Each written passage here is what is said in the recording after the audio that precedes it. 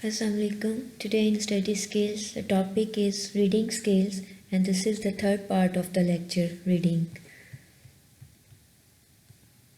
So today we will see how we can improve the reading comprehension. Reading is about comprehending or understanding an author's ideas as they dwell from sentence to sentence and involves more than word recognition.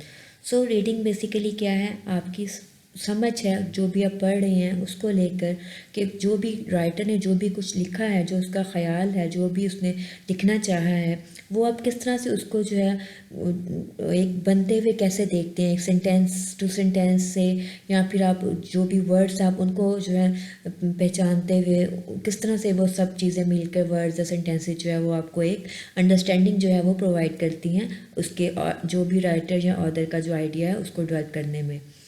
Many things can interrupt the flow of ideas and cause your comprehension to break down. अब बहुत सी ऐसी चीज़ें हैं जो आपके जब आप इस रीडिंग को आप से जो अंडरस्टैंडिंग डेवलप कर रहे होते हैं उसके फ़्लो को रोकने के लिए आपको जो है इंटरप्ट करती हैं चीज़ें, जिसमें कि जो बेसिकली वो चीज़ें हैं वो ये हो सकती हैं distractions, unfamiliar terms and difficulty of the material are a few interrupters that you have probably experienced.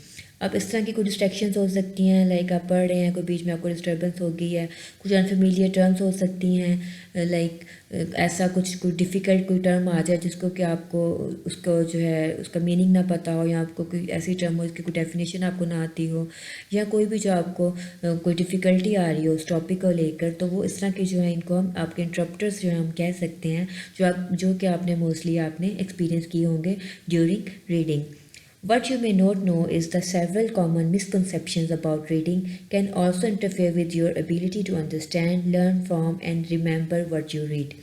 अब बहुत सी ऐसी चीज़ें हैं जो कि एक बहुत ही कॉमन एक जो है मिसकंसेप्शंस हैं, आपके मिसअंडरस्टैंडिंग्स हैं रीडिंग को लेकर, जो कि आपकी एबिलिटी टू अंडरस्टैंड जो है उसको जो है वो डिस्टर्ब करती हैं, आपकी लर्निंग को डिस्टर्ब करती हैं, और आप जो भी आप इसको याद करना चाहते हैं उसकी आपकी याददाश्त को जो है वो कम करने में जो है वो उसमें पार्ट लेती हैं.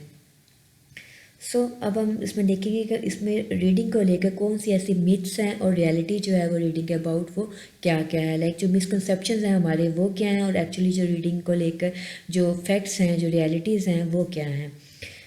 अब टेबल है आपके पास यहाँ पर myths about reading and then the realities. First thing जो हमारे पास मिथ है रीडिंग को लेकर वो ये है कि you should be able to read a chapter once and remember the important points. अब ये एक बहुत ही एक मिथ है एक जो रीडिंग को लेकर कि आप एक चैप्टर को एक बार पढ़ते हैं और आप उसके जो इम्पोर्टेंट पॉइंट है आपको याद हो जाते हैं. But the reality is one reading is not enough. Several readings combined with frequent review may be necessary to prevent forgetting. अब जो है आप एक जो रीडिंग है, जो रियलिटी ये है कि एक रीडिंग जो है वो इनफ नहीं होती है, आपको बहुत ज़्यादा जो रीडिंग्स हैं वो करनी होंगी, और इसके साथ साथ अब उन रीडिंग के साथ साथ आपको जो है वो उसको रिव्यू भी करना होगा, जो कि आपको आपकी याददाश्त को जो है वो बढ़ाने के लिए जो है वो इसमें काम करेगी.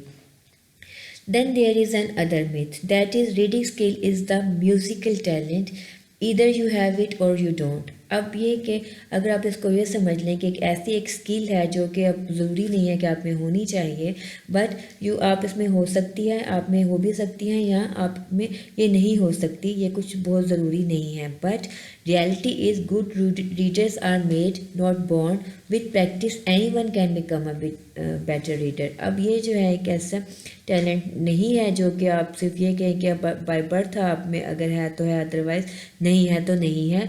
बट प्रैक्टिस के साथ जो है आप कोई भी जो लाइक पैसिव रीडर है वो एक्टिव रीडर बन सकता है. Then there is another myth, that is you should read all types of material at about the same speed. अगर आपको ये इसमें एक कॉन्सेप्ट इस कॉन्सेप्ट को लेकर आप चलते हैं कि रीडिंग किसी भी किस्म की हो, कोई भी मटेरियल आपका हो, उसमें आपकी सेम स्पीड होगी, तो ये एक मिथ है, not reality.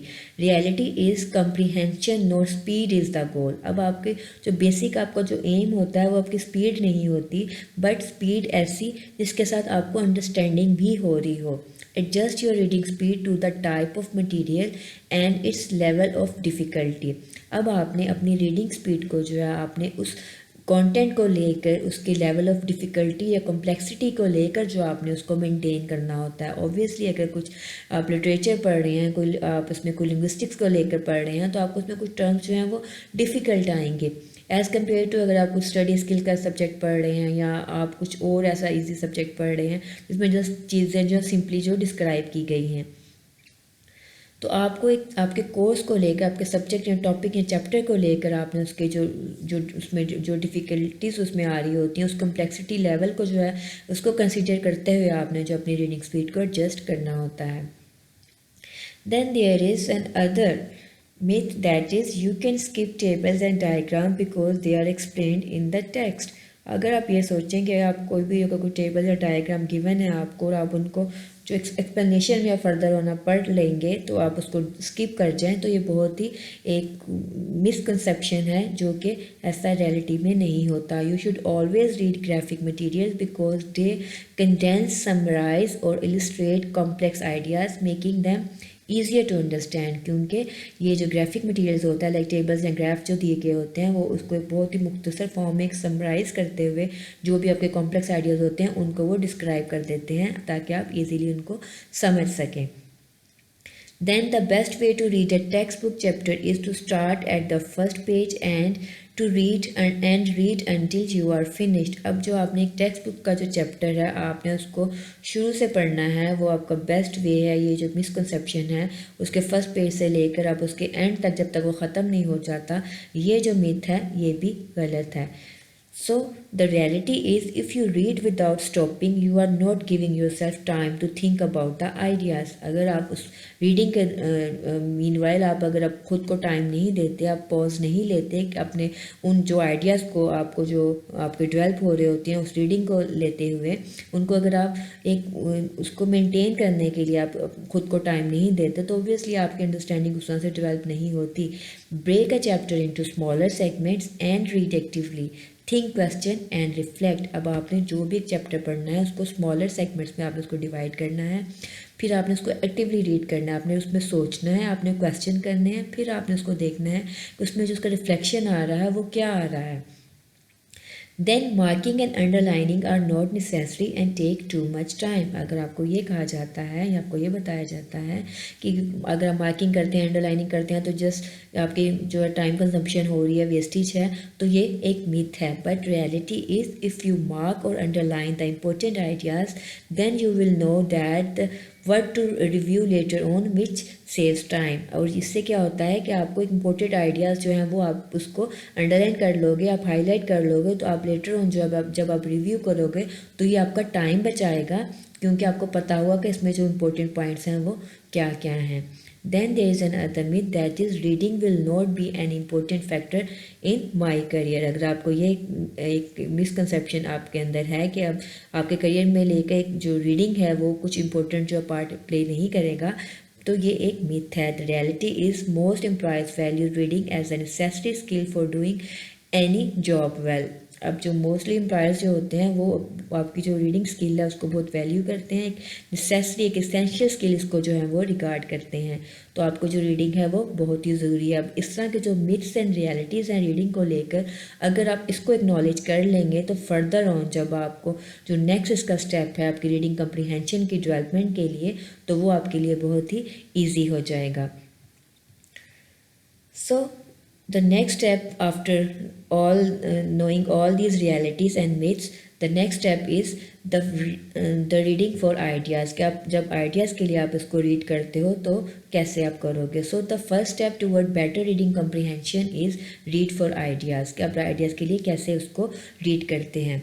Ideas develop from words to sentences, then to paragraphs and on the larger units of meaning such as multi-paragraph essays, articles and text book chapter. अब आपके जो आइडियाज़ हैं जब आप किसी भी चैप्टर को किसी टॉपिक को लेकर पढ़ते हो तो आपके सेंटेंसेस आपके वर्ड से लेकर सेंटेंसेस तक, सेंटेंसेस से पैराग्राफ तक, तो फिर पैराग्राफ से मल्टी पैराग्राफ के जो कोई भी एसेज, आर्टिकल्स या टेक्स्ट बुक के जो चैप्टर हैं उस पर जो हैं वो कंसिस्ट होते हैं। So the sentences in the paragraph are related, they all support one main idea. अब जो सेंटेंसेज होते हैं किसी भी पैराग्राफ में वो सब एक दूसरे से रिलेट कर रहे होते हैं और बेसिकली वो आपके मेन आइडिया को जो है वो सपोर्ट कर रहे होते हैं।